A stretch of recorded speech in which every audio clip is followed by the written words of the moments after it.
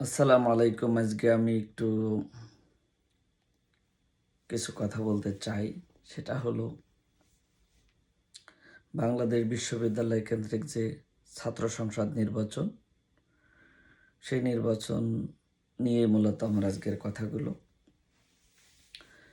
বাংলাদেশে সকল বিশ্ববিদ্যালয়গুলো 90 পরবর্তীতে সকল বিশ্ববিদ্যালয়গুলো থেকে ছাত্র সংসদ নির্বাচন বিলুপ্ত করেছিল বাংলাদেশ জাতীয়তাবাদী দল বিএনপি। 1991 সালে ক্ষমতায় আসার পরে তারা যে ছাত্র সংসদ নির্বাচন ছিল বাংলাদেশ বিশ্ববিদ্যালয়গুলোতে, সেগুলোকে তারা বিশ্ববিদ্যালয় থেকে উঠিয়ে দিয়ে থামিয়ে দিয়ে আধিপত্য রাজনীতি শুরু করেছিল জাতীয়তাবাদী ছাত্রদল 1991 সাল থেকে। সেখান থেকেই আধিপত্য বিস্তারের রাজনীতির সূচনা। তারপর থেকে ধীরে ধীরে সর্বশেষ কোন পর্যায়ে বিশ্ববিদ্যালয়গুলোতে আধিপত্যর রাজনীতি তা আমাদের সকলেরই জানা। এটা নিয়ে নতুন করে মেনশন করার কিছু নাই। এখন এই যে ছাত্র সংসদ নির্বাচনের জন্য এখন একটা কথা উঠতেছে, সেখানে বিরোধিতা এবং দ্বিমত পোষণ করতেছে জাতীয়তাবাদী ছাত্র দল। তাদের কথা হলো, আগে জাতীয় সংসদ নির্বাচন হবে, আমরা ক্ষমতায় আসব, আমাদের পায়ের তলা শক্ত করব, প্রশাসনকে হাতের নাগালে আনব, প্রশাসনকে আমাদের একেবারে পিছু পিছু আগে নেব, নিয়ে আধিপত্য বিস্তারের রাজনীতি যেটা ছাত্রলীগ করত, তারপর আমরা সেরকম একটা শক্তিশালী অবস্থান নেব।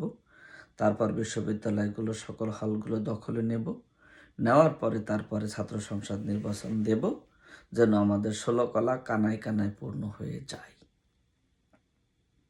প্রশ্ন হলো, ছাত্র সংসদ নির্বাচনে ভোট দেবে ছাত্ররা, যারা পড়াশুনো করে বিশ্ববিদ্যালয়ের ছাত্র তারাই। এখানে তারা কাকে বেছে নিবে, কাকে তারা জয় করবে বা সমর্থন করবে, এটা তাদের একান্ত নিজস্ব সিদ্ধান্ত। সুতরাং সেই সিদ্ধান্তের প্রতি আস্থা এবং বিশ্বাস জাতীয়তাবাদী ছাত্রদলের নেই, এ কারণেই যে তারাও ওই ছাত্রলীগের ভূমিকায় অবতীর্ণ হবে।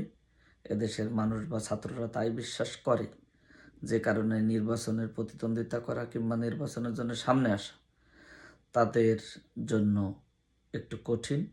এ কারণেই কঠিন যে বর্তমান যদি ছাত্র সংসদ নির্বাচন হয়, বাংলাদেশ বিশ্ববিদ্যালয় যেসব বিশ্ববিদ্যালয়গুলো রয়েছে তার একটিতেও বাংলাদেশ জাতীয়তাবাদী ছাত্রদল তাদের কোনো ভালো অবস্থান তৈরি করতে পারবে বলে ব্যক্তিগতভাবে আমি বিশ্বাস করি না।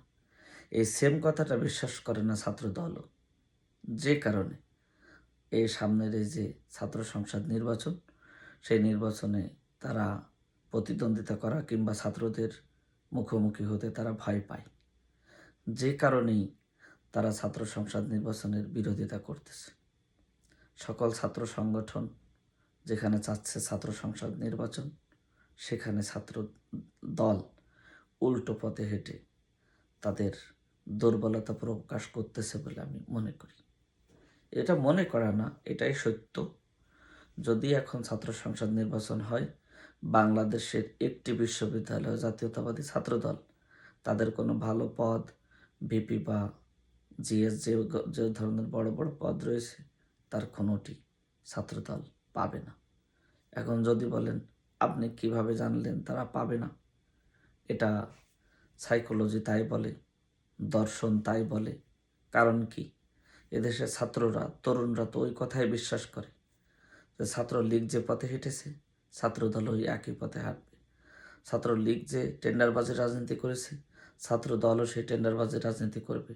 ছাত্রলীগ যে হল বাণিজ্য করেছে, ছাত্রদলও সে হল বাণিজ্য করবে।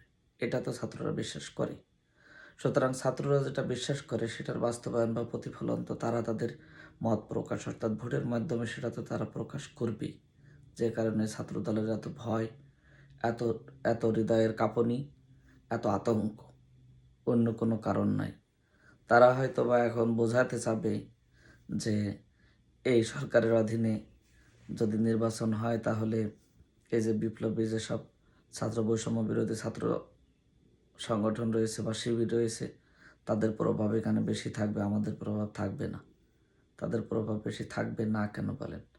ছাত্রদের অধিকার নিয়ে যারা কাজ করবে, কথা বলবে বা তাদের পাশে থাকবে, তাদেরকেই তো ছাত্ররা সমর্থন করবে, ভোট দেবে বা তাদেরকে জয় করবে। এটাই স্বাভাবিক নয় কি? আপনারা কি দেখেননি ভিপি নূর যখন নির্বাচিত হয়েছিল, ভিপি হয়েছিল, তখন তো এই ঢাকা বিশ্ববিদ্যালয়ের সাধারণ ছাত্রদের ভোটেই তারা তারা নির্বিঘ্নে ভোট দিতে পেরেছিল বলেই কিন্তু এখানে ভিন্ন কিছু দেখা গিয়েছিল। আজও পর্যন্ত ভিন্ন কিছু দেখা যাবে, যদিও প্রভাব এবং আধিপত্য রাজনীতির কে পিছু ঠেলে আমরা যদি সামনের দিকে আগাই তাহলে ফল একই রকম আসবে।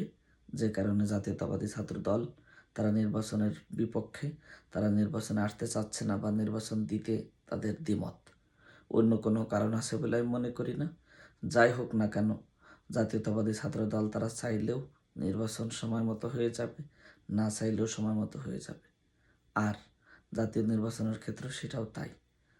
বিএনপি তড়িঘড়ি নির্বাচন চাইলেও নির্বাচন অন টাইমে হবে, আর তারা যদি অন্তর্বর্তীকালীন সরকারের সাথে একাত্মতা পোষণ করে তখনও ওই একই টাইমে নির্বাচন হবে। কোনো রকম চাপ প্রেশার ক্রিয়েট করে আলটিমেটলি কোনো লাভ হবে না।